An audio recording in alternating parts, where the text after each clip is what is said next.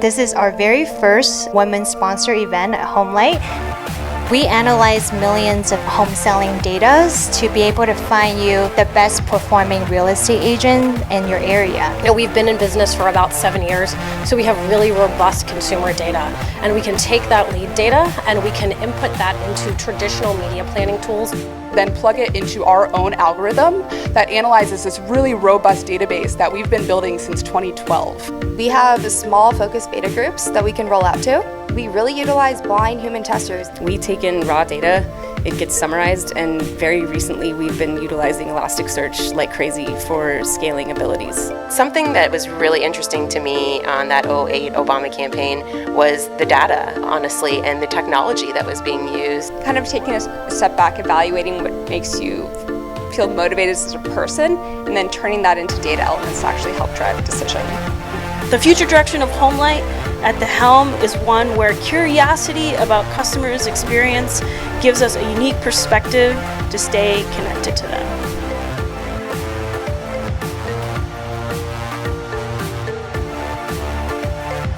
From Girl Geek, thank you guys so much for coming tonight. If you guys want to come in and have a seat, we're going to get started. So we've been doing these for about 10 years, and this is over 200 that we've done so far, so we do them every week. How many people, is this your first one? Cool. So stay on the mailing list. Come, you can do these every week, up and down the peninsula, into the South Bay, and this is Sukrutha. Hi. I'm glad that there's no more feedback. It was driving me crazy. Welcome, everyone. Like Gretchen said, this has been going on for 10 years. We branched into virtual conferences and podcasts, so you can listen to our voices some more if you go to your whatever your favorite podcasting service is. A little history: we started off in 2008, and it was just a way to get women from various companies together. You got a sneak peek into the company and what they're working on, and the companies had access to these amazing women, and these amazing women had access to each other. You don't often get to hear about these wonderful, accomplished women like those who are sitting behind me as easily if you don't attend an event like ours. So we're hoping that you're going to be building your network tonight and making connections. The other thing is that we're always looking for ideas and content that you might want, so do send us your recommendations and your requests, but please do get your companies to sponsor, because that just increases your visibility within the company. I can tell you I got a lot of visibility and access to my CTO in my company when I got Salesforce to sponsor. It was great. You don't get access to them as easily, and as a result of it, it just made my career trajectory improve drastically. So you want to do that. More than that, you want to, like I said, make connections tonight. And please, there's a lot of people who wanted to be here and couldn't make it because we filled up, and also because it's a weeknight. So please tweet and share on social media. Our hashtag is GirlGeekXHomeLight. And I hope to see you at more events. We have one every week, like we probably already said. We're gonna, we're filling up really quickly this year. So hope to see you soon. All right, thank you, Sandy. Thank you. Am I sitting? I know. Everyone. Hi, everyone. It's always funny at these events where there's like no one ever sits in the first row or the first seat next to the speaker, but make yourself comfortable, move up if you have to, for anyone else in the back. So quickly, I just want to introduce myself. My name is Sandy. I'm actually the head of talent and people operations here at HomeLight. This is actually super exciting personally. I've actually been a fan of Girl Geek for almost 2 years now. Thanks, Jenn, here who introduced me to the group. I've had the opportunity of attending multiple events. These things are really like, people ask me, is this for recruiting? Is this for anything? To me, it really is just for yourself. It's all of you guys taking the extra time, and after a long day of work, after a long week, you guys are taking the extra time to come out to network with other women, you know, in different positions, also working in the technology world. So I just want to thank you guys all for coming. This is our very first women sponsor event at HomeLight, and I've envisioned this for a long time, and I couldn't have expected a better outcome. So thank you all for coming, and welcome to our office here. Great. So I want to kind of start off, we actually have a really awesome panel tonight. The way how we structure our panel is that we want everyone here to get a different flavor of the people that we have in all of our teams. So from facilities to operations to marketing, to product and engineering, we want everyone here to be able to understand a little bit about everyone's role here at HomeLight and how we've all kind of came through all of our stories to become in the role that we are today. So, you know, we have a ton of buzzwords in this valley talking about the word diversity. To me, I truly believe outside of diversity, it really means more than that. It means a balanced culture. It means a culture where you're learning a little bit about everyone's experience and background. It shouldn't just be about your ethnicity or your race or anything else. It really should be about how everyone came about to become the person that they are today. And that's how I define diversity and what it means to have a balanced culture. Very proud. I've been here for about 3 years. I'm very excited and proud to have the team that we have today. And I hope all of you guys are going to have a chance to meet some of our team member and have a good time. So thank you. Little story before we begin to pass it on to the panel. I kind of want to quickly introduce myself as well as tell you guys a little bit about HomeLight. So who here has actually heard of HomeLight before the event today? Okay, nobody? No worries. That's exactly was my response 3.5 years ago. Who here has actually gone through a home buying or selling experience in the past? Awesome. There's a few of you. So the story of how I came about HomeLight was that 3.5 years ago, I was actually in the process of buying my first home in San Francisco. I grew up in the city, and I thought that I knew a lot about like San Francisco. I know what neighborhood's great.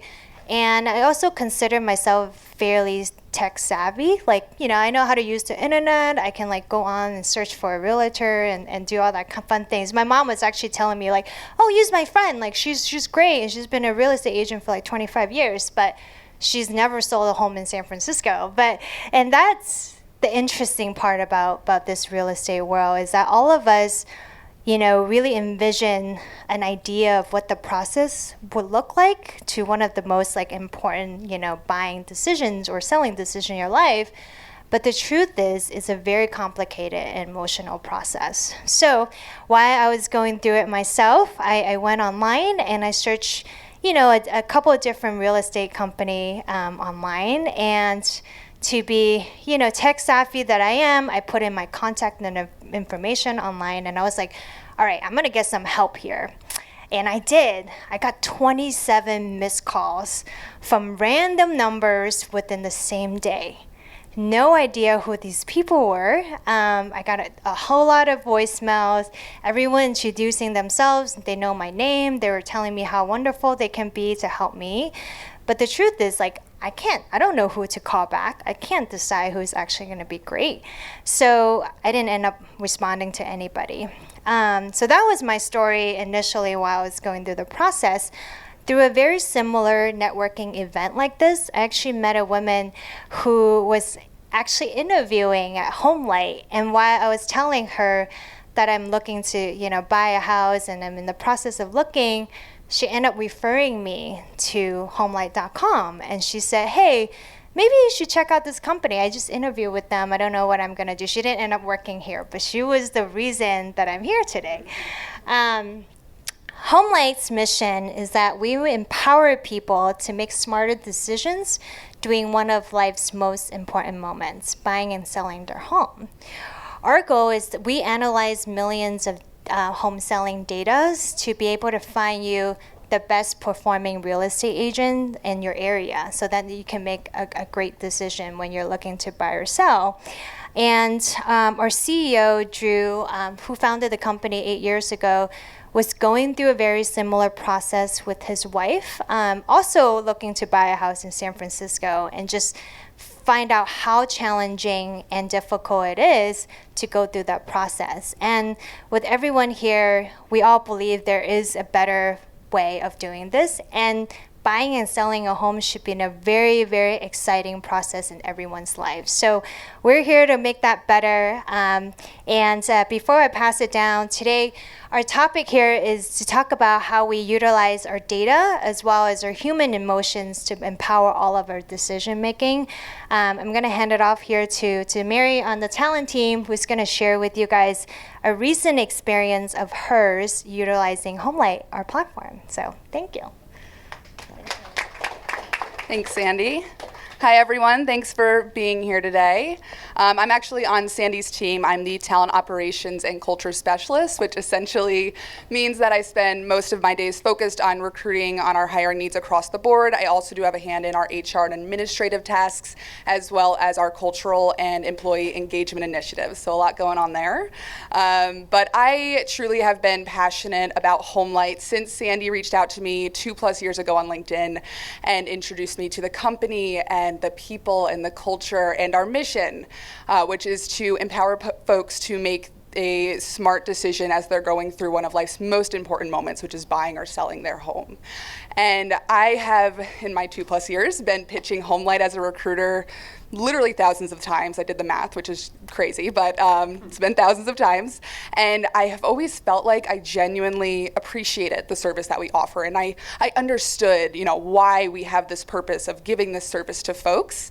However, it was only until recently when I went through the buying process myself with my husband that I was able to fully comprehend the emotions and the weight of such a big moment in your life of buying your very first home. So, my husband and I were super frustrated. We have always rented, and we were probably touring our maybe 12th or 13th complex, and we were just never able to find that perfect situation for us. It was either too far from work, too expensive, not clean. The folks at the front desk were too grumpy for us. Whatever it was, we just figured out, maybe it's time we stop buying, or renting rather. So we're very proud, upstate New Yorkers. Never thought we would leave home, but we found ourselves in Scottsdale, Arizona, and decided that, we are not getting any sort of return on investment as we're continuing to rent. Why not put down some roots in the desert here and embark on this buying process? So luckily, having been an employee for 2+ years, I knew exactly where to turn. So within an hour of my husband, Will, and I making that decision, we were on our couch and we were engaging with Kimmy, who's one of our home consultants in the Arizona office. And she just asked us some quick questions around, the home that we envision ourselves in. She asked us price point, location, timeline we were working with, those sorts of things of that nature. And basically, she's gathering that information to then plug it into our own algorithm that analyzes this really robust database that we've been building since 2012. And that's how we're able to determine who are going to be these best agents for Will and me as we go through this crazy task of buying our first home. But by the end of the day, we had engaged with 2 phenomenal agents, and then we had this whole other issue where we had to decide between 2 great people. That's a great problem to have, and unfortunately a lot of folks don't get to have the experience of that being a problem. So ultimately, Will and I went with a gentleman by the name of Chris Benson, who's an agent in Arizona. He's lived there for many, many years, knows the area like the back of his hand, has closed 425 transactions, has nearly 2 decades of experience, and he specializes in single-family homes.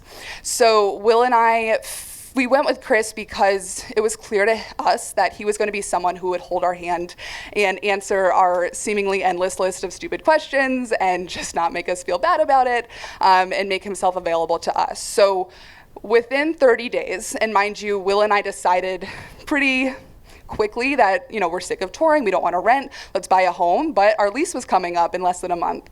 So we didn't want to have to figure out a situation between different homes. We wanted to be able to move in immediately. So I don't know if many of you can relate to that, but when I told people I wanted to buy a home and move in within a month, I usually got like a pitying laughter, like, good luck, lady. But we were able to do it. And the thing is, why we were able to accomplish that is because HomeLight's algorithm did its job. Chris Benson was able to help Will and I get into this beautiful townhome that we're so excited about because he's closed homes with our needs. We wanted to buy a home around the 200,000 mark, which, believe it or not, in Arizona, that's doable. And he's closed the majority of his homes averaging at 214,000. So the reason why he was so good for us is because he's done this 425 times. He could do it with his eyes closed. So not only are we having a great experience, but so is Chris working with HomeLight, because we're basically teeing him up to work with people whose areas of need are right in his areas of expertise. So we obviously had a really great time, but what also made this so wonderful of an experience is because Chris is a human. Chris has raised 2 daughters who he absolutely glows when he gets to talk about them. He knew the highways that I just wouldn't tolerate for traffic in a commute. I live a mile away from work now. And he speeds on the 101. He's proudly proclaimed that. And he's a Cubs fan. So him and my husband were able to go back and forth while I was just like, okay, baseball, woohoo. But long story short, Will and I now are so excited about our future in Arizona because HomeLight did its job. Its algorithm worked. It matched us with Chris. And because Chris is a phenomenal agent who's experienced, and again, he's done this 425 times. So that's really the HomeLight difference right there. And I'm so proud to work for a company that now I know firsthand is truly making a huge difference.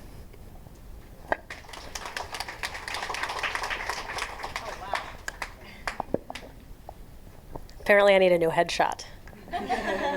That photo was like 8 years old, 1 toddler, and many gray hairs later. I'll work on that. So hi everyone, my name is Molly Laufer. I'm the Director of Offline Marketing here at HomeLight. I've been here for about 7.5 months, so I think on the panel I'm probably relatively newer to the team from everyone else. Here at HomeLight, I'm responsible for channels like TV, radio, podcast advertising, out of home, direct mail, and some of our large-scale brand sponsorships. Now here at HomeLight, we utilize these channels not just to drive top funnel awareness and sort of general brand awareness and market share, but also to actually drive immediate performance. We utilize these channels as performance channels to drive leads and revenue. And I'll get into that in a little bit more detail in a minute. All right, so we were prompted here to talk about some of our passions and our hobbies that we have as well outside of work. And when I thought about it and realized that I have a gregarious 17-month-old, I realized that most of my current interests outside of work really are just around keeping my toddler alive and trying to maintain some semblance of balance, which, to be honest, I don't know how that works. So don't ask me for any advice on that. But professionally, outside of offline marketing and customer acquisition, the things that are really important to me specifically are around supporting veterans in their transition to the tech world from the military through networking and storytelling, as well as finding community and support for myself and other working out of the home moms, especially when they're making their transition back into the tech world. I started my professional career in 2007 as a surface warfare officer in the U.S. Navy. I spent 4 years deployed as part of Operation Enduring Freedom, Operation Iraqi Freedom, as well as a handful of counter-narco-terrorism missions as well. I was the ordnance officer and force protection officer on board the USS Samuel B. Roberts, where I was one of 3 women on a ship of about 280 men. So being in this room with this many women in the inverse is like freaking awesome. This is a really cool balance. And then I was also a training and readiness officer on board the USS Nimitz, which is the photo here. This was probably back in 2010. So anyways, that's how I started my career. In 2011, I made what I think, looking back, was a very clumsy transition to the civilian world in technology, specifically in Silicon Valley. I joined a pre-revenue, pre-funding, pre-product, pre-everything startup. I was the first employee at the direct-to-consumer e-commerce snack company called NatureBox, where I worked on community. I did a lot of our social media, our initial paid social media marketing, as well as influencer marketing, which then for me really pivoted into focusing focusing on offline, like podcast and TV and radio. I was at NatureBox for about 4 years, and then I made a kind of non-traditional transition to the agency world.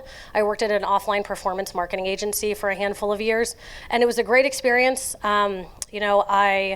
I got to work with a lot of really interesting businesses and a lot of really interesting business models, but ultimately I was really eager to get back to be really hands-on internally. I found HomeLight about 7 months ago, and I couldn't be any happier. So, I like to make this joke in some of my interviews, which was, in the Navy, the closest point of approach is when 2 ships are passing in the night, and you want that CPA to be as high as possible, otherwise you have collisions at sea.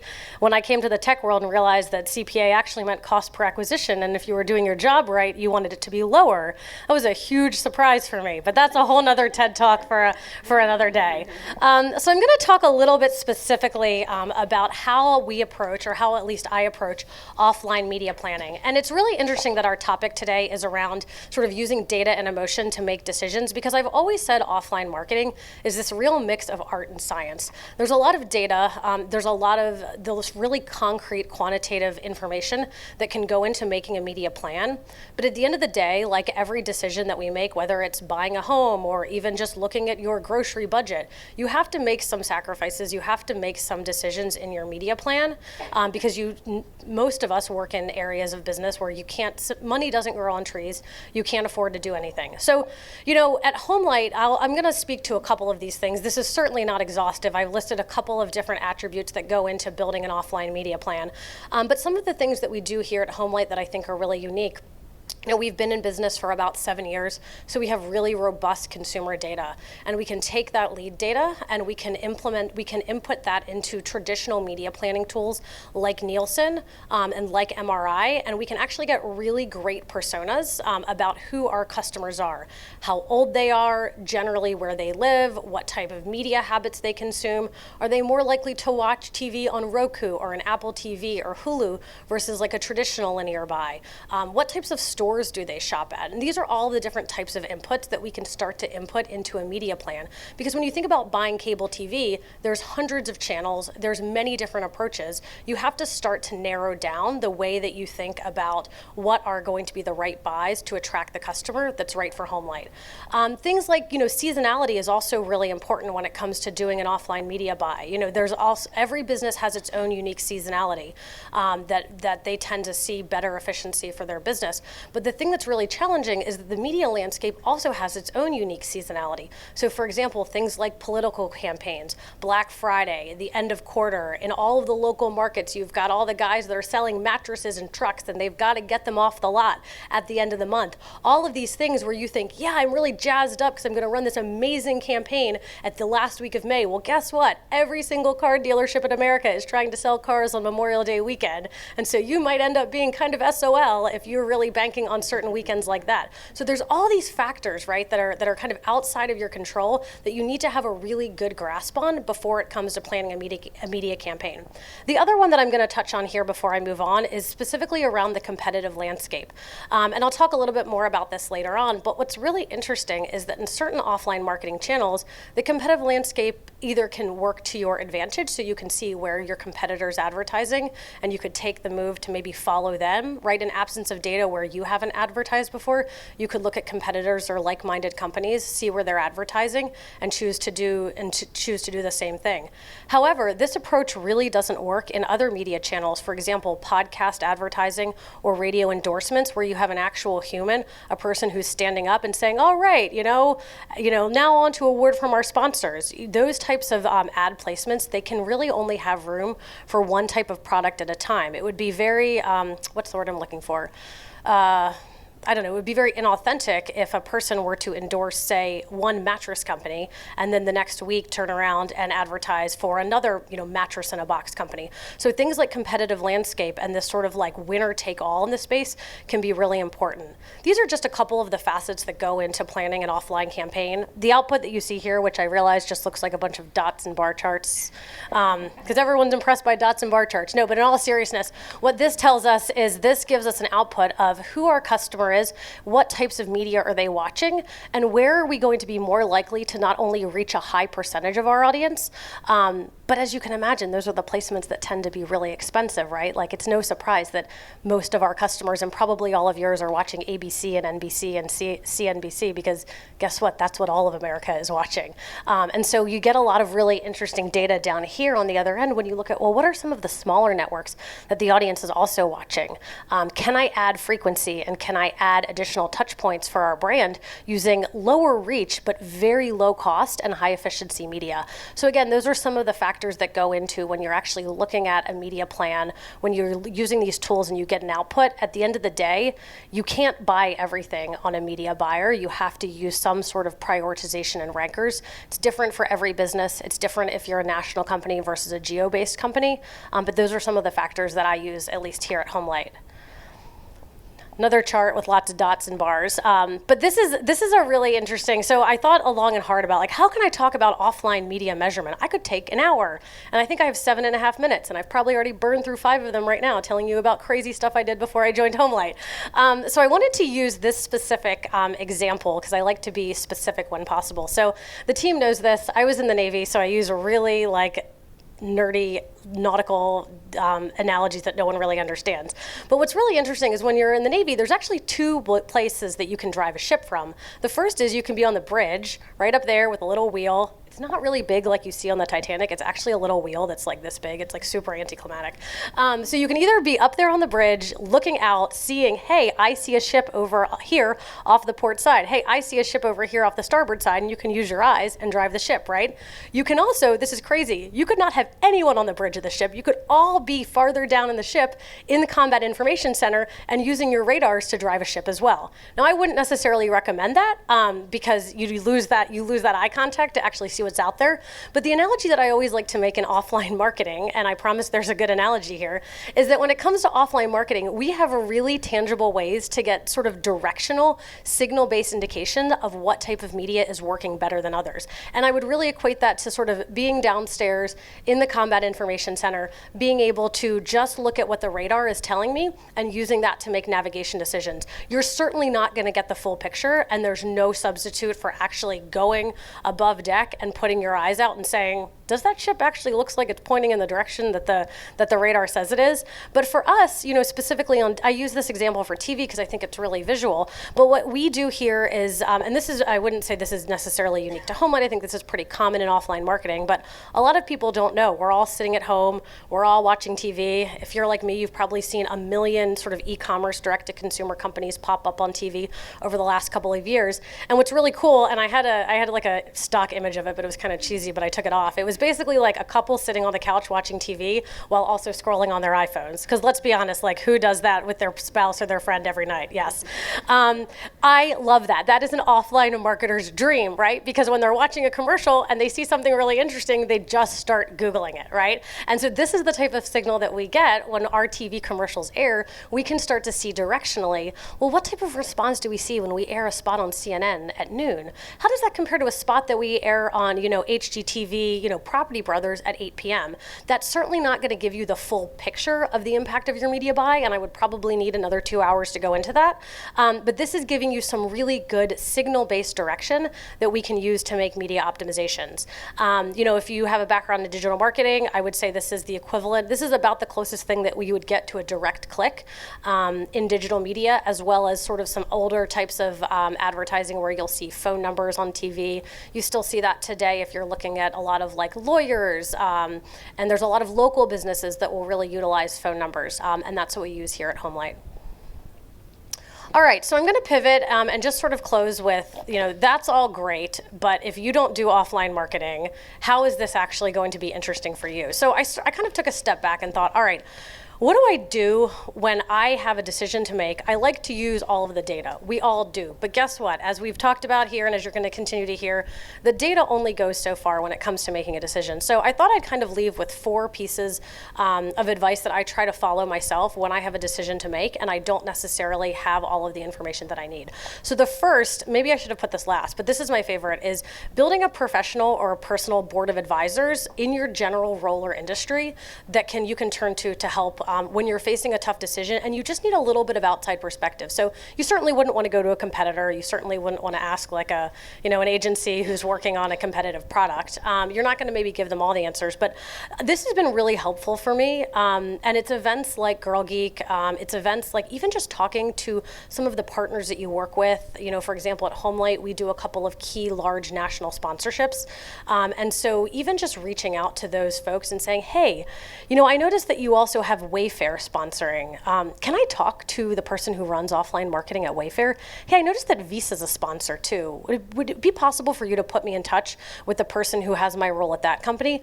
More often than not, people tend to want to be helpful and give advice in areas that they have experience in, especially if it's not competitive. So trying to build up that board of advisors wherever you go in your career, it's always been really helpful for me to get that outside perspective from someone outside of HomeLight. This is interesting. So evaluating the risks and having worst case scenario planning. I'm a very positive person, but when it comes to making a decision, my mind first thing goes to, what if this is the wrong decision and it completely fails? Not everyone's like that, and if you're not, teach me your ways. But if you are, and you tend to go to the worst case scenario, I like to think, well, could I handle that? What would be the worst case? What would be the worst case scenario? And then what would I do about it? So, when I made the decision to leave a very fast-growing startup to go to an ad agency, I was really, really worried because I thought, God, this could be like a career killer for me. Everyone says don't go to an agency side. You don't get the hands-on experience. You're going to be working crazy hours. It's going to be crazy. They were right. They weren't lying. But I said, okay, what if they were right and I'm absolutely miserable in this role? And it was just the worst decision I've ever made. I said, well, I would leave and I would find another job. I said, you probably can't do that every career move, right? If you start to do that over and over again, you just become a career hopper or a serial hopper. But I thought, if that's the worst case scenario, I could handle that. Now, what I didn't do was evaluate what would be the best case scenario. And the best case scenario, to be honest, was I think what ended up happening, which was I got great experience. I touched different business models. I touched different products. I got my hands on media channels that I would have never otherwise had the opportunity to work on. And now, to be honest, that's kind of a strategy that I use in general, personal and professional. This one I think is really interesting. I'm going to use an example from HomeLight, which is when in doubt, let your values, whether it's a personal decision or your company's decision, guide what you do. If you're ever at a turning point and it's like yes or no, you say, what do my values tell me? And the example that I would use for this most recently was we recently announced a sponsorship as a title sponsor of the U.S. ski and snowboard team, which we're super excited about. As you've seen probably from our conference rooms, all of our conference rooms are named for different ski resorts because one of our values here at HomeLight is work hard, ski hard, or in my case, it's like work hard, mom hard. I don't do a lot of skiing right now. But the point is, when we evaluated this proposal from the U.S. ski team, we used a lot of data. We looked at what were overall CPMs, what type of response rates do we think we could get from the live in-broadcast opportunities. But there was all this unknown that we weren't quite sure about how we were going to measure and was it going to work. So after evaluating the worst case scenario planning and saying, if we were wrong, how will this impact our bottom line? We said, let's let our values really, really guide us. One of our mottos here at HomeLight is work hard, ski hard. Let's do this. And so that's been an area where I think, whether it's in your personal life or in your career specifically, taking a minute to think about the company values, which we all have on our walls and we talk about in all hands, but when you ever need to make a decision, let the values guide you, because that's technically what values should be for, is for guiding decision making, not just for putting on a wall and using in a recruitment. And then the last thing I'll say is trust your gut. And I know I'm running over, so I don't think I'm going to give a specific example of this, only just to say that personally, since becoming a mother in the last year and a half, I've realized that out of all the data, you can go as evidence-based as you want on everything, but at the end of the day, there's no one right way to be a parent, just like there's no one right way to do your job. At the end of the day, trust your gut, because it's probably a lot better than you think it is, and have confidence in what your gut tells you. So thanks for letting me chat.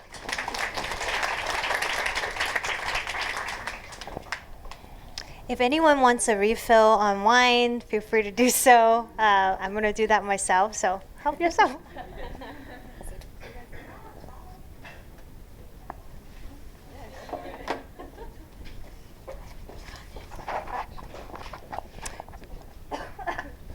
Hey guys, sorry, apologies in advance. I'm suffering from a little bit of a cold right now.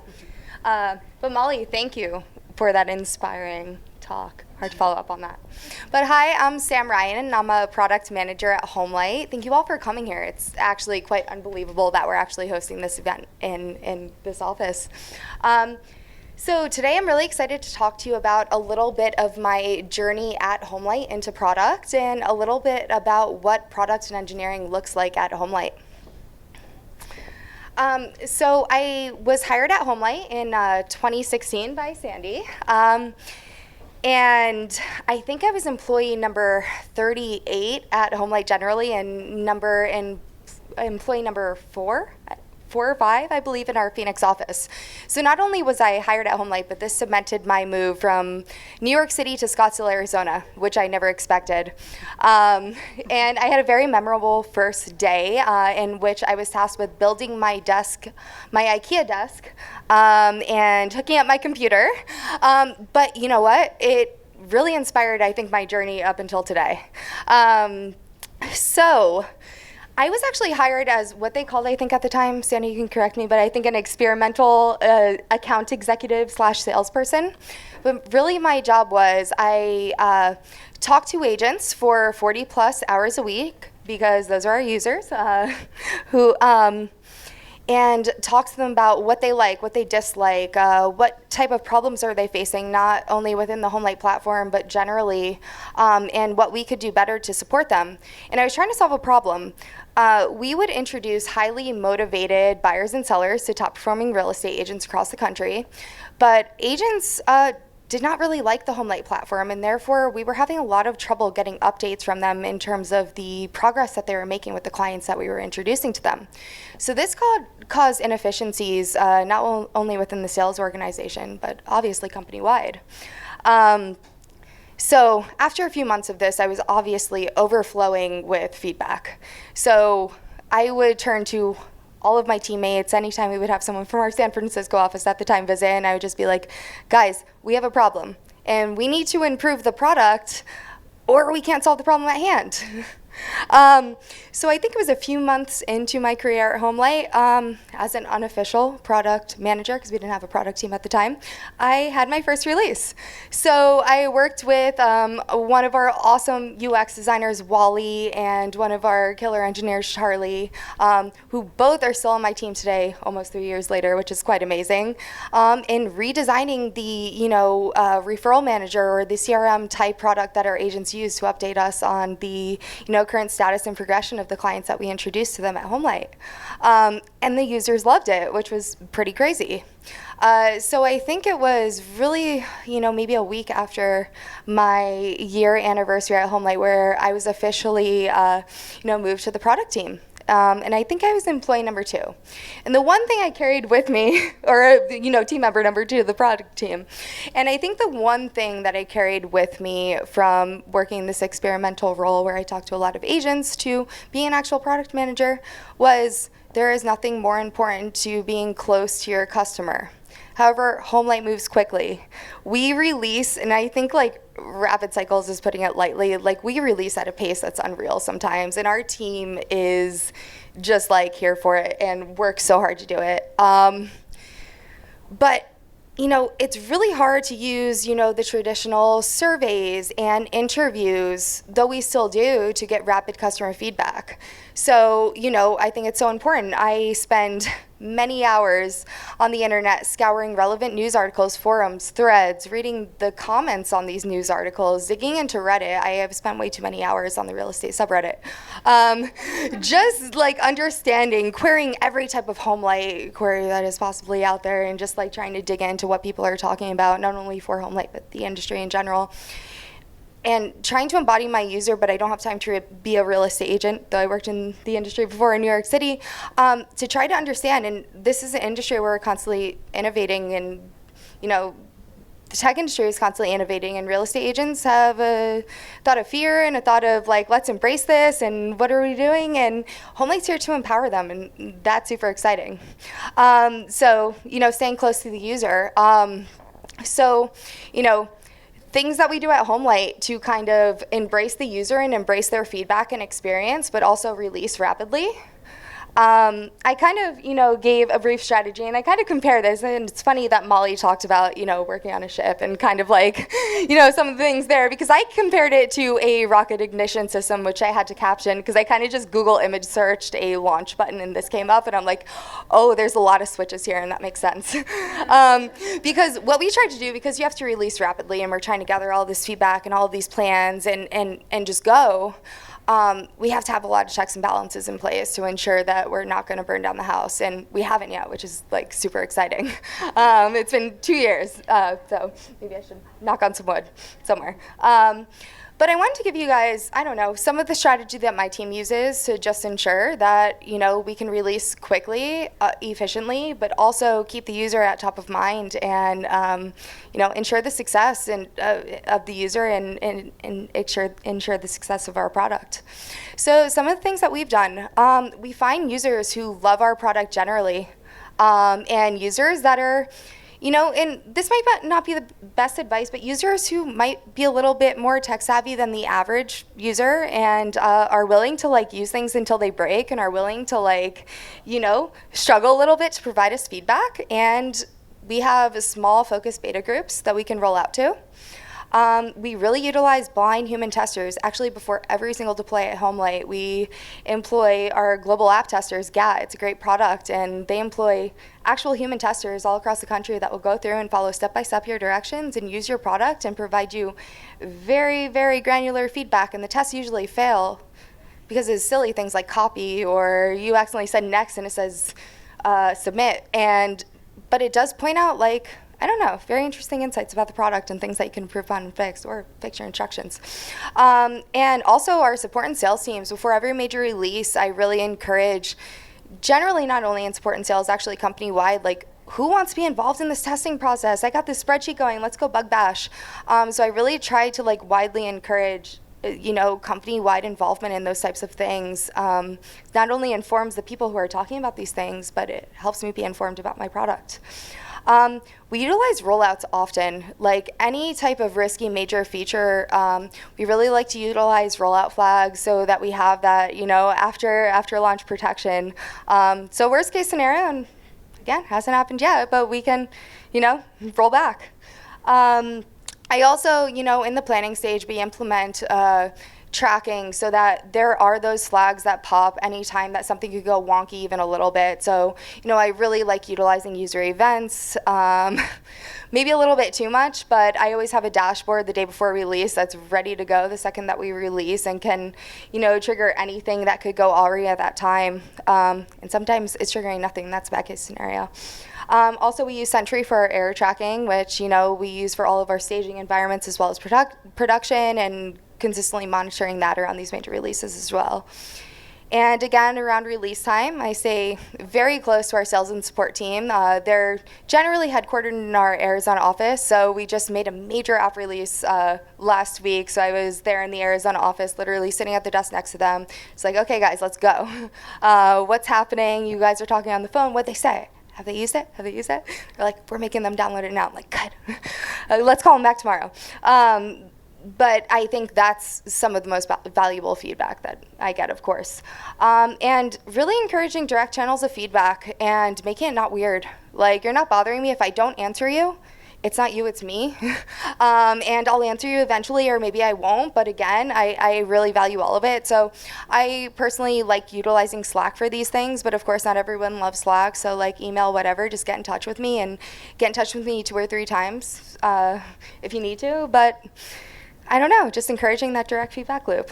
And, one thing my team embraces, and the ping pong emoji is something that we use back and forth on Slack often, the ball is in your court. HomeLight generally really encourages ownership, not only over the products that we manage, but over the release and the success of those products. And it's not only me personally, it's the team. So I currently oversee what we call the pros team. And, that's the professional experience at HomeLight that not only spans real estate agents, but other real estate professionals generally, within the industry. So we kind of pass this emoji back and forth because, if the product fails, it's not only I failed or you failed or he failed, it's all of us. So we really like saying, the ball is in your court, hey, I wrote the spec, but this name tag keeps falling off. But hey, you perform against it, we're going to test together, and if I miss something, it's all of our fault, but I don't know. We like passing the ping pong emoji back and forth. But anyway, it's been great having you guys in our office, and it's amazing that HomeLight has grown to the size that we are at today to be able to host this type of event. And Sandy, thank you again for introducing me to the HomeLight family. It's been a great almost 3 years. Thanks. Hello. My name is Ames, and I'm a product designer. Tonight, I'm here to talk to you a little bit about how I use design and empathy to create joyful product experiences. So I was going to ask this question, but Sandy stole my thunder, about if any of you have gone through the process of buying a home, or know a friend who has gone through it. It sucks. It's like the worst thing. So you can go to the next slide. And I also need to go to the next slide. Manually. It's fine. Oh, this is the worst.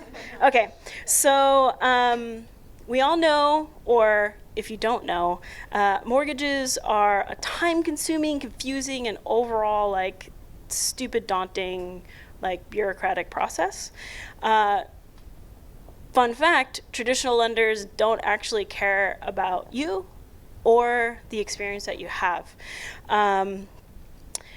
Mortgages are technically, I would say, like a very small percentage of like their actual like revenue making. Like they make money in tons of different ways. So they just kind of choose not to like fix the process, and then in turn will just make you go through their like very inundated, crappy process. Essentially, like they attempt to try to innovate, but by innovating, they kind of put like a shiny UI on like, you know, the top of the funnel, like put in your name and this, and it's so sleek and it's modern because it's the, you know, the internet.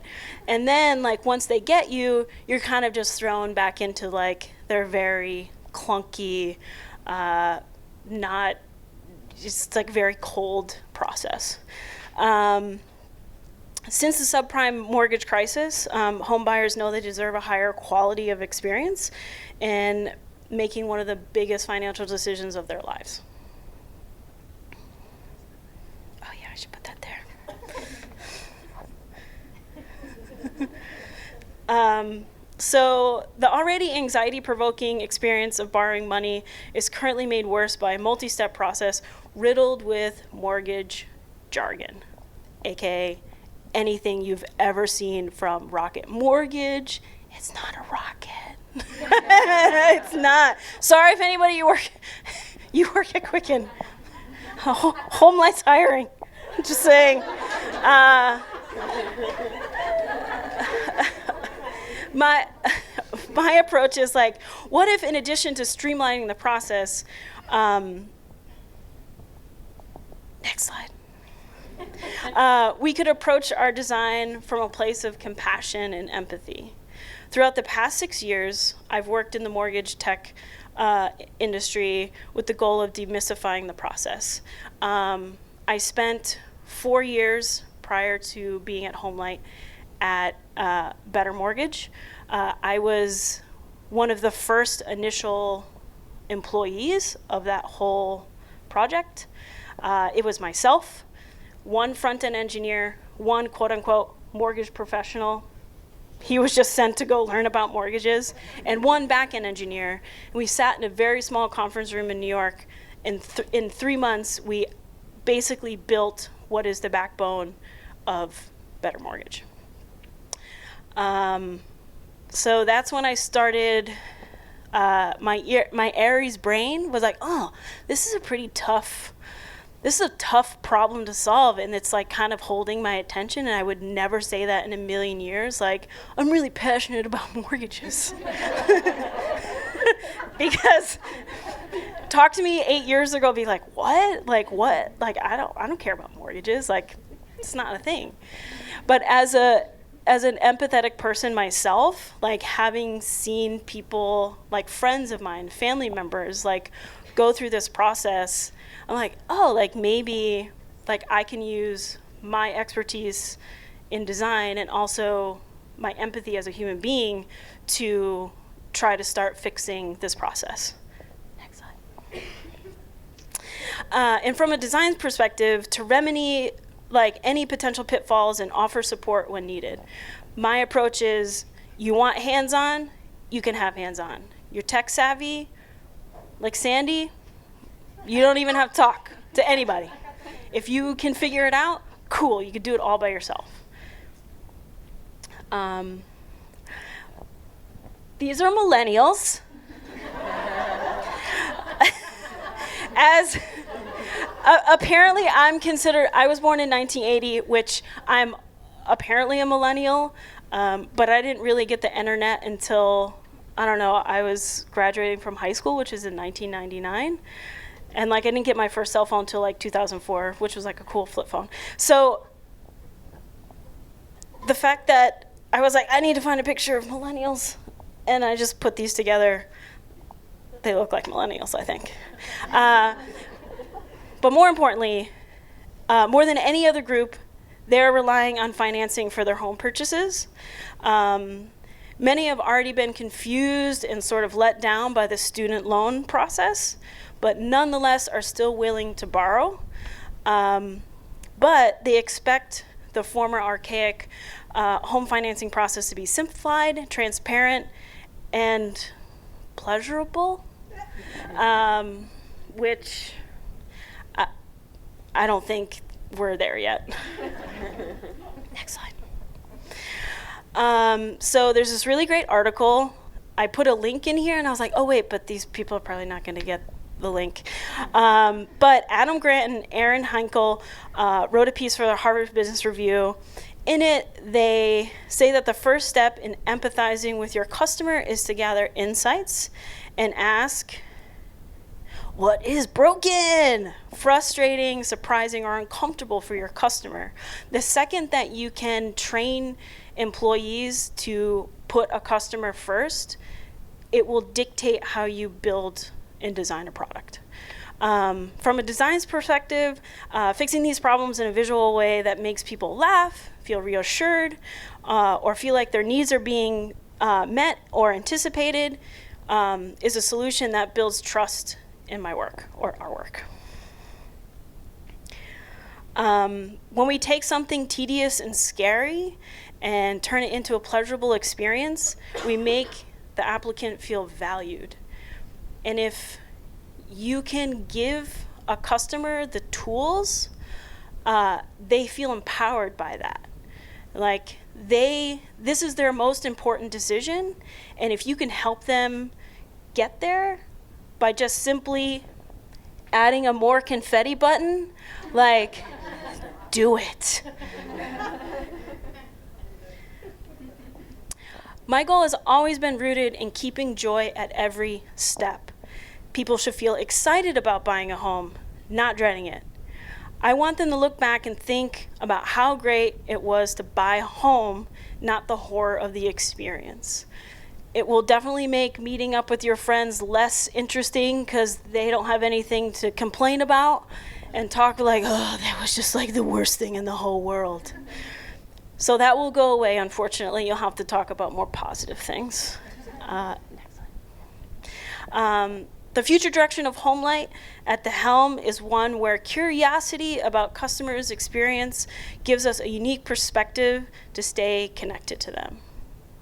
And with all the technical difficulties, I am now done.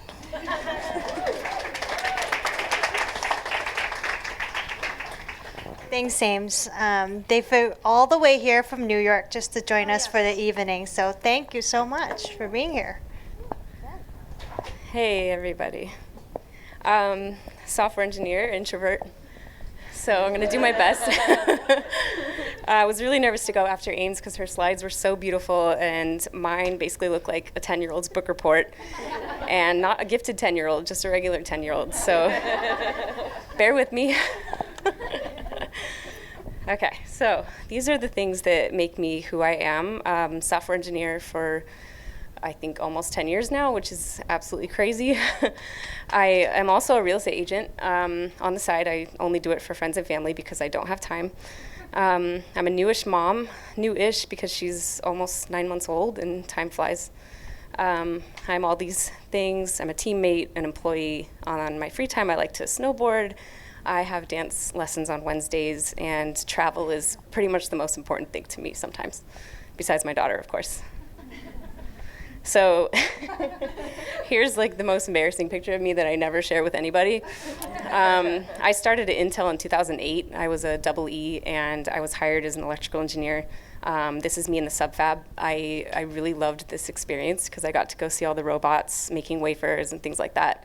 In the subfab, you only wear half of the equipment, but in the fab, you have to put the whole bunny suit on where like order matters, and if you put your boots on before your hat, you have to redo the whole thing, and it's nuts. So after 4 years at Intel, I decided I wanted to jump into software, so that brought me to San Francisco, of course. I found a company called Solar City. Anybody heard of it? Awesome. They are now Tesla, but for 5 years, I was at Solar City working in the solar industry. This is me at Beta Breakers, just fully embracing the San Francisco culture. I loved it. I ended up moving back to Arizona, but everybody goes here and then goes back somewhere else anyways. So when I started there, it was a super small team. I was in crazy startup mode. Like, this part of my life was so exciting. It was nuts. There were just no requirements. Here's a picture of one of my first requirements meetings with the CTO, and it's like, here's what we want, let's put it on a whiteboard, just spend 3 hours in a room, and if you didn't take good notes and you don't build what I want, like, you're fired. So this was crazy to me. This was actually my first project, and here's another one that makes me laugh because what is this? It's like squares inside of octagons, and I don't even know how I completed this, but anyways. Yeah, so to make things worse, here's our software stack, right? It's just a giant monolith. We have a database and lots of codes that go to it, but no one can figure out how this thing works, right? So it's like, it was just really intense. It makes you feel like this. Super excited about a moving GIF in my presentation. Yeah. So every day felt like this, but I truly enjoyed it because I was learning so much. Like, it made the team bond. We sat for late nights together, like drinking and trying to figure things out. It was a blast. And I learned so much. The point is, like, this was the most valuable 5 years of my software experience. We had a huge monolith. We built it into microservices. We went from a startup to a well-oiled machine. We used to use SourceSafe for source control. Does anyone know what that is? When you check out a file, it's locked. No one else can check it out. Like, it's just ridiculous. I don't know. Maybe I'm the only engineer. Is that why I'm the only one that thinks that's funny? Okay. So I'm going from this 10-person team on to 5 years of trying to build this thing out, and then eventually we have 150 people on distributed teams all over the nation. I worked remote from Arizona for 3 of these years, so I was coming to San Francisco like every month. We didn't have any processes. Like I said, we'd lock ourselves in rooms, and then at the end of the day, we had Scrum, Agile. Like, we were just knocking projects out like quick, and requirements were everywhere. There was no way I could forget anything. Like, everywhere I looked, the requirements were there. So if I messed up, it was on me. And like I said, late night releases. After that, we had pipelines. You push your changes to production. It gets pushed up to actually be released, and your stuff is out there. But not before going through massive amounts of tests. So, like, it was way harder to mess up. So everything was perfect, right? Like, sunny days every day. And I get bored. So to quote Miley Cyrus, it's definitely the climb, because I really enjoyed just trying to get what was messy into something beautiful, and it was so much fun, and I learned so much. So here's like a quick snapshot of our software stack afterwards. It was just really nice, microservices everywhere. So since I became bored, I was looking for the next challenge. I had gotten my real estate license with my husband during like late night classes. It's just something I was interested in. Him and I bought and sold a few properties together, so I wanted to truly understand this experience. And I also didn't want to pay commission to anybody. So it was nice to just get my license. I don't know, why not? You know, one of my things is I just try to do too many things. and it'll drive me nuts, but at the same time, I love it. Uh-oh. Oh. Okay, so I joined HomeLight, back to the monolith, right? It's seriously not this bad, but it is a monolith. Like, we have a giant code base. Here's a more realistic representation of our software stack. Our sales app, our HomeLight.com, all the blogs related to that, internal tools, everything's built on top of the same code base, right? We do most things in Ember, but we're quickly adopting React. We have Ruby on Rails backend. We use Sidekick for all of our async job processing, and then we utilize Redis for things like queuing, and then we use a Postgres HomeLight database. So HomeLight agent matching. I don't actually work on the agent matching or the algo, but this to me is like the core part of our business. I'm more of like internal tools, sales app stuff.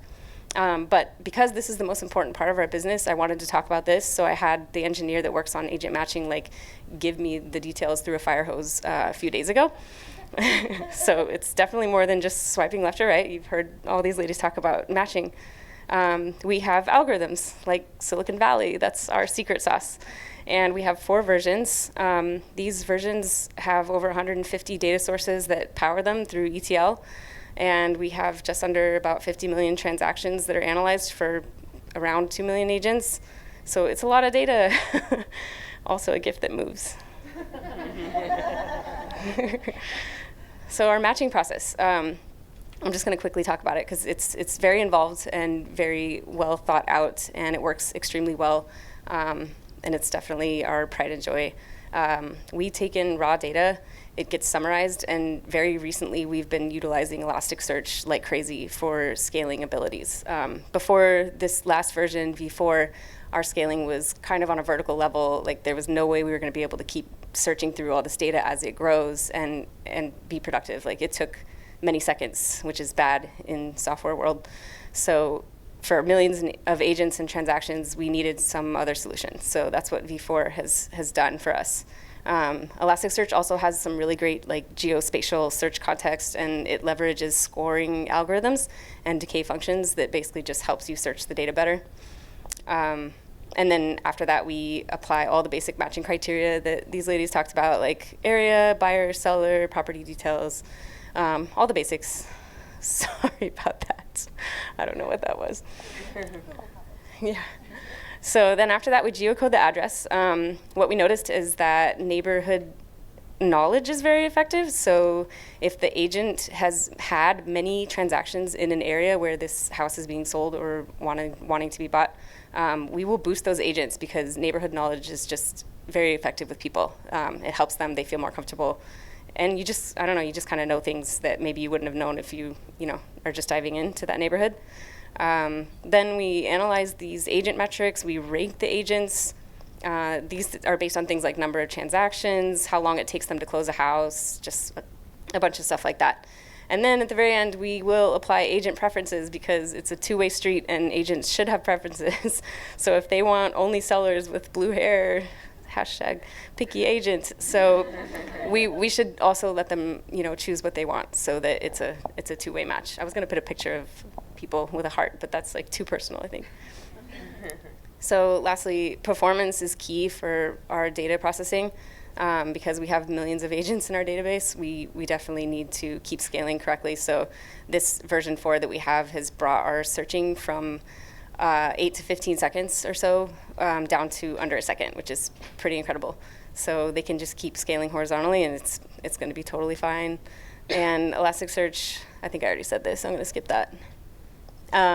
And then also we're constantly refreshing this data every month. We don't want any stale data. We don't want agents to be picked up that have retired or don't have any transactions in the last few months or anything like that. So we make sure that it's meaningful. And then lastly, we do very slow rollouts. We will roll something out, see what the results are, basically in terms of conversion, right? So if something's working really well, we'll keep it, but we'll finely tune these algorithms. And then once we have something that we think is working the best for us, we roll it out nationwide.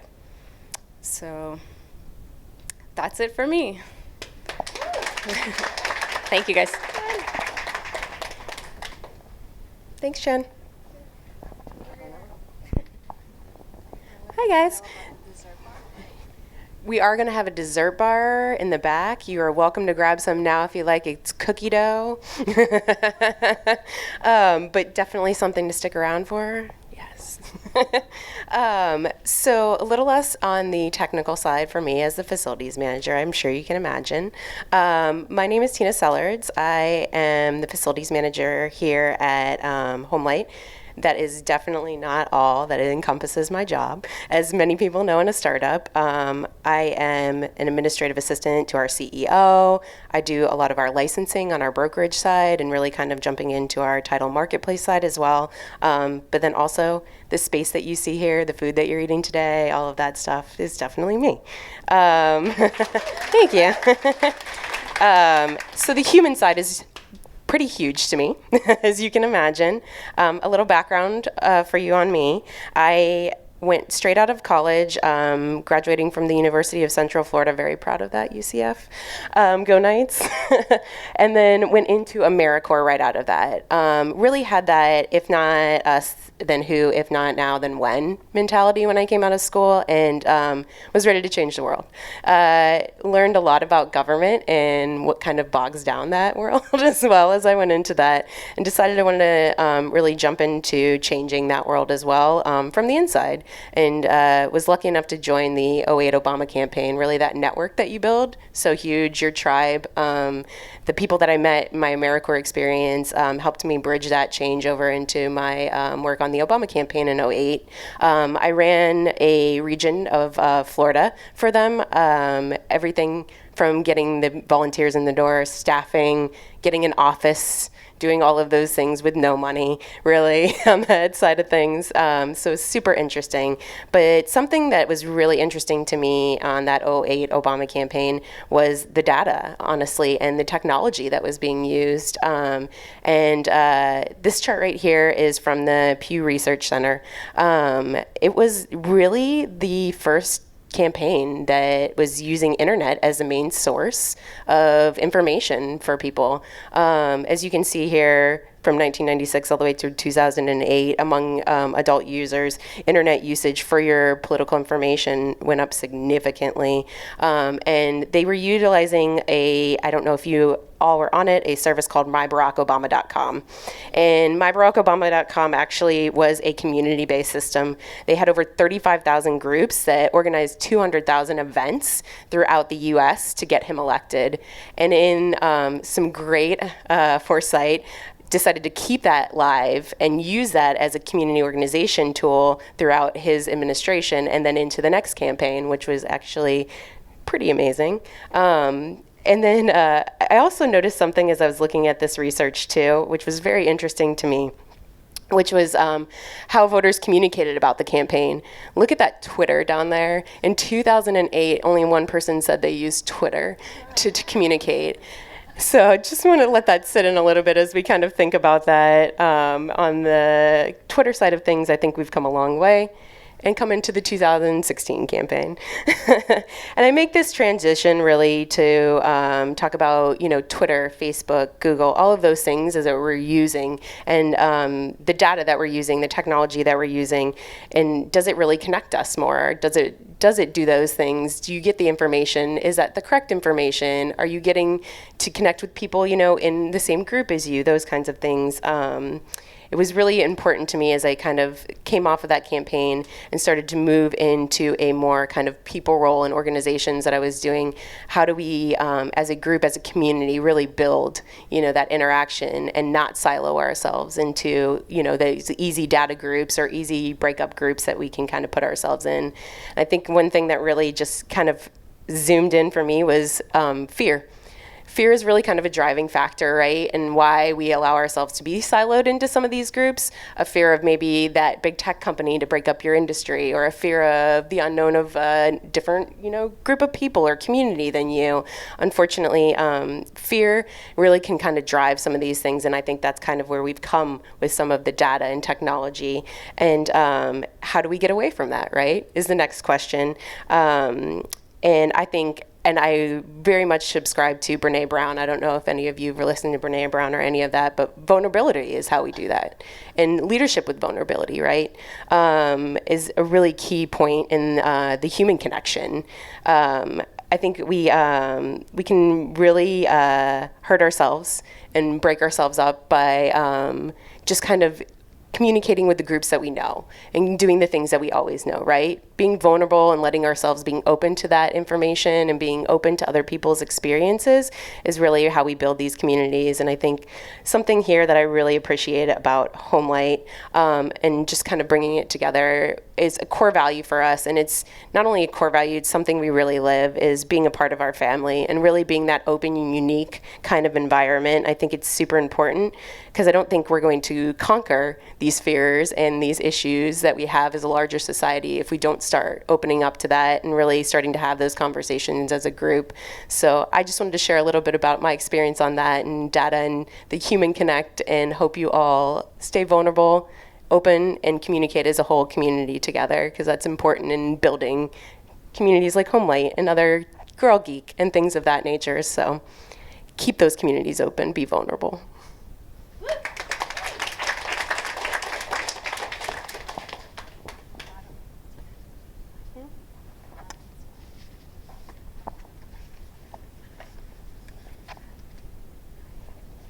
Hey everybody, I'm Vanessa Brockway. I'm on the business development team here at HomeLight, and that means a bunch of different things, but we won't get into that today. One of the things we're asked to talk about, things we're passionate about. So in my spare time, love to travel and love to do interior design. But the thing I'm going to talk about today is using data and emotion and making career decisions. I think that's probably a common thread among everybody. Oftentimes people are drawn to events like this when they're thinking about the next move or what they should do next. I'm going to share a bit about my perspective on this and then how that led me to HomeLight. So I think careers are a lot like the game of life, where it's not just kind of this up and to the right or corporate ladder. There's a lot of twists and turns, unexpected events. You kind of sometimes are accelerating, sometimes you're in cruise control, and you can't always predict everything that's going to be coming your way. And so when thinking about how to approach your career and how to plan for it or how to decide what the next step is, evaluating your life as a whole and the things that kind of get you going and what motivates you as the qualitative aspects, as the emotion to drive the data that will also influence this. So I just put some images up here, but do you love to travel? Do you want to be on the go? Is exploring the world something that motivates you? Or is being close to home and being able to have a more flexible location where you are, is that something that's important in your life at that time? How do you define success? Is being on the cover of Forbes or making a 30 under 30 list, is that what's going to make you feel valuable and that you've done something? Or is it building a passion project or building a company of something that's really meaningful to you? Is that how you're going to define success? What is the environment that you want to be at all day? Is it a big company with lots of people, huge market presence? Does that get you going? Or is it a smaller office, more intimate relationships with those people that you work with? What is it that you want to be surrounded by every day? Kind of taking a step back, evaluating what makes you feel motivated as a person, and then turning that into data elements to actually help drive a decision. So in thinking about an actual company or industry, I'm evaluating what is the actual size of a company that's interesting to me. Where do you want to live? What are the demands of that? And how can you take what you've learned about yourself by reflecting and actually put that into specific data? So these are just a couple examples of LinkedIn. You can actually see the size and growth trajectory of a company. Where are the locations of their offices? Glassdoor, how do employees feel about the company that you're looking at? What are the employee sentiment and benefits and things that people get? Crunchbase, do you want to be potentially at a startup? How do you actually quantify what that looks like in terms of amount of fundraising that's happened? Who are the investors? And also just looking at articles about that company and being able to gather what is the industry saying about the industry as a whole, but also that company in particular. And then this is another piece. So separate from the company, as you're evaluating company, evaluating the role. So I found this comic online. I thought it was pretty funny. I've always wondered why you decided to be a dog. I was fooled by the job description. So don't take a job description at face value. Take a step back and look at, okay, what is this job within the company? What does that team look like? Is this going to be a very specific role where you're going to be a subject matter expert, or is this going to be an all-around athlete where you're going to be asked to wear a number of different hats? What does the hiring plan look like? Is this company on a very super fast growth trajectory and it's soon going to change, or are we kind of more in a steady state? What is the title? Is that something that resonates with me? Comp, the benefits. Does this company have cultural values that I identify with? And really looking at the specific role and breaking that down to specific data points that you can then tie back to how you evaluated yourself and looked at what motivated you and what was exciting for you. So my personal story is I started off at a pre-seed stage company, which was Stitch Fix at the time. We were, under 10 people, no funding, very, very different, but it was my first taste of startup life, and I absolutely loved it. And then I've also spent time at publicly traded large companies like Shutterfly, where you're working towards quarterly earnings, you're massive, massive companies, and also House, which was the company I worked before here, and it was every step of the way, I got a different kind of slice and flavor of tech companies at different growth points in their trajectory. And the way I ended up at HomeLight is I realized this was the exact point in time, the type of company that I wanted to be at. And I'll walk through some of those pieces about it, of how I made my decision. So for particularly looking at the growth stage of the company for LinkedIn down on the bottom left, when I joined HomeLight about a year and a half ago, Series B, solid funding, had a runway that was very, very strong, but at the same time, this office sells under 50 people, so you're able to do a number of different things and step into a bunch of different roles, which is something I really thrive in and really love. In terms of Glassdoor, so people loved working here. That was a huge check mark, being able to see that the employees loved where they were going every day and working there. The real estate industry, something I've always been interested in. As I mentioned, I loved interior design, but it's not something I knew a lot about. So researching, seeing how the industry was talking about HomeLight, how they're talking about prop tech companies, things like that really just help inform the decision. And in Crunchbase, looking in, okay, who are the investors that are actually investing in this company? Actually reaching out and speaking to some of them, like, hey, why'd you invest in this company? What do you think about it? All those data points together help to make sure that the position you're looking at, the company you're looking at, align with what's important to you, but then also setting you up for a successful position after you join. So, yeah, that's what I'd say. By the way, when I saw Vanessa put all the slides, you actually really did like a data analysis of HomeLight, because she screenshotted all those images before, because nowadays if you search HomeLight or ratings or on LinkedIn, everything is different. So you've actually done all those research prior to you joining and saved it in a document. That's why you're able to pull it into your presentation, which I'm like super impressive. It's also unprompted. It's impressive to know that someone actually did the work as much as Vanessa did to identify HomeLight as a great place to be before she accepted the offer. So we're great to have you, and thank you for sharing that experience with us. I'm going to be closing up here before the end of the night, and I quickly just want to give everyone here, a huge thank you for sticking around again, but nevertheless, I want to give everyone here on the panel a huge round of applause, please.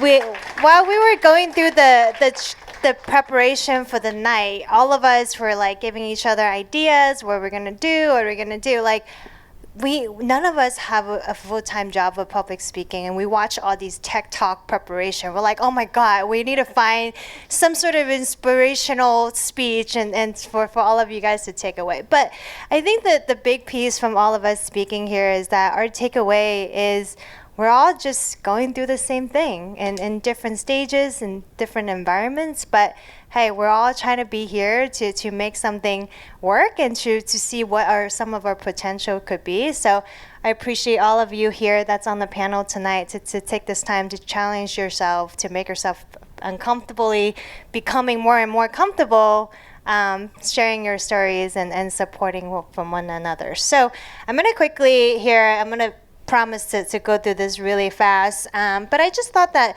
while we tie in a lot of data and motions and talking about HomeLight utilizing data to support our consumers to really find the agent and going through different marketing channels and career decisions, I think that it's very important for everyone here who are looking into new career changes to understand what it means internally on a data perspective, and what are some of the data metrics that I am looking into and that we are doing here at HomeLight as well? So anyone here have heard the term people analytics? Great, we got a few hands. So this is just like a dictionary definition that I found online. I don't even know if this is an accurate one, but it sounds pretty accurate. But people analytics is the use of data and data analysis techniques to understand, improve, and optimize the people side of the business. So analytics is becoming this huge buzzword. Everyone's talking about it, whatever role you're in, like what is your data? How do you measure your success and all that fun stuff? We also are doing that on the people side. But what's really important is that we want to start to be able to create data that's useful and not just creating data for the sake of it, but we want to create something that's actually meaningful for everybody and for all the business decisions. So I'm going to share here on the 4 strategic imperatives for people analytics, and especially for a company our stage, right? We can't compare ourselves to companies like Google, Facebook, who has got millions and millions of data every day that they can spend time on analyzing it. But what do we do when we're only about less than 200 employees? We're in about 5 different locations, locally. And what do we do with the analytics and the data that we have? So first, it is essential for us to set alignment. What it means is that alignment, not just between our employees, but making sure that our leadership, our executives are also aligned with all the decisions that we want to make. So from the people side, we want to say like, hey, we want to start having more development opportunities, more events like this. But if leadership is not understanding the purpose of it and that we're not aligned, these things would not happen. So in the very beginning, it's just essential for finance, like for the VP of finance and our CEO and executives to understand what are some of the goals that we're trying to make on the business side. So, example would be, what is the revenue we're trying to achieve for the year? What are some of the headcount goals that we have? Because without knowing the essential of our business goals, as much as I want to say, hey, people first, but we also need to make sure that we're going to be able to secure ourselves financially well. So setting that alignment from the very beginning is just very crucial for this stage. And the second piece I want to talk about here is actually developing a data-driven culture. So this is unprompted. We're not sponsored by this particular company, but at HomeLight, we use an anonymous feedback tool called Tiny Pulse.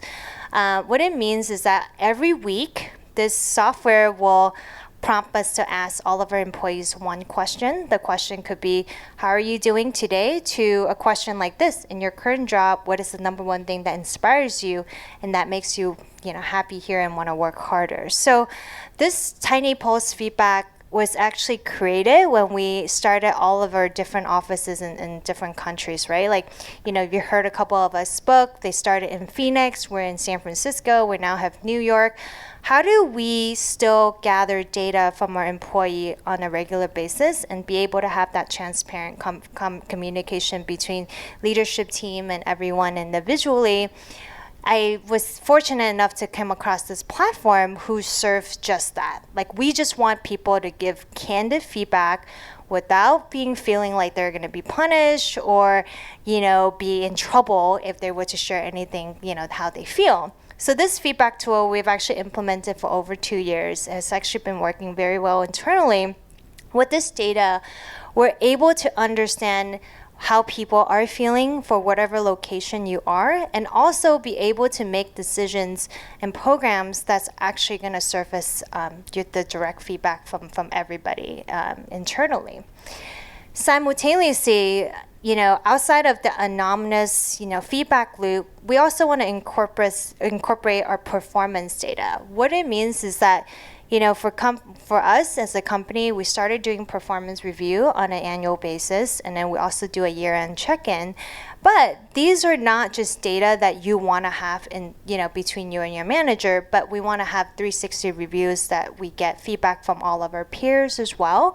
And as much as this is an important data between you and your manager. It is also really important for the business because we want to understand, hey, even if it's not a measurable bullet point, percentage that we're looking at least on a regular quarterly basis, that you're speaking with your manager to talk about like, hey, I want to be able to achieve these 5 goals for the quarter. And are you able to do that? At the end of the quarter, you guys should be sitting down, looking back at all the goals that you have set initially. And if you find out that, hey, I'm able to achieve 3 out of those 5 goals, what can the company provide you with? What type of training or what are some of the resources for you to be able to hit the 2 bullet points in order for you to fulfill, all of the achievement and goals that you had set initially? So incorporating performance data is just crucial to the business as well as yourself. So for any of you guys sitting here, if your manager has not spoken with you for the past quarter or past 6 months about how you're doing, from a performance standpoint, it's just super, super important to like hold that in your hands and make that calendar invite and make them have that conversation, right? Because especially working in a startup, these things kind of get out of hand when we're trying to do like 100 things at once. But before any of us sitting here analyzing whether or not we're excited to look for new opportunity or whatnot, it is just necessary to take that step to have that conversation with people that, that is mentoring you and that are working with you directly. And last piece here, this is, I want to incorporate a little fun before we end the night here, but collecting data is actually huge, right? So as I was interpreting how people analytics is becoming this huge thing, we as a company can't share that we have a whole lot of data on the hiring side because so many of our roles are actually brand new to the company, right? So we have never hired a data scientist before and we're trying to hire that. So we're trying to get data as we are developing these new roles and so forth. But a really fun sort of data I'm sharing here today, this is actually a real process, a number that we have from us hiring our most recent female engineer, Raquel, who's actually here today. She flew in for this wonderful event. And we have actually sourced 448 female engineers around the country to get 26 recruiter screens. And man, can you imagine like us just pinging people? Like, I'm sure a lot of you guys gone through this. And throughout those 24 screens, only 7 of them made it through the hiring manager call. And with the 7 hiring manager call, only 4 people actually got to the assessment stage. So out of the 7 calls, only 4 of them were approved by the manager. And then with the 4 assessment, we got 3 on site, and ultimately we found Raquel here today. So these are the example of data, and this is actually one that's like a fairly good example. We have some ridiculous roles that we have open for a long time, and it's like the sourcing number even bigger. But the point is, in order for us to make tangible and actionable items based on data, we need to start collecting them regularly, whether it's phone screens or whatever sourcing number it is. It's just very crucial to do that. So the actionable item here, why there's a dog. This is actually my dog. His name is Cooper. I rescued him about 1.5 years ago. This is a significant picture for him because that was the day he got all his shots and he was like street legal to take on the action. He was ready to go. And since then, he's been a wild dog. And I bring him around here once in a while, and everyone can share that experience with that. But that's it for me. I hope this was helpful for everybody. We ran a little later than expected, but we're all going to be here hanging out, eating some desserts. We have wine, and you guys are all welcome to just hang out. And if you have any questions for us, we're happy to answer them. So thank you so much for coming.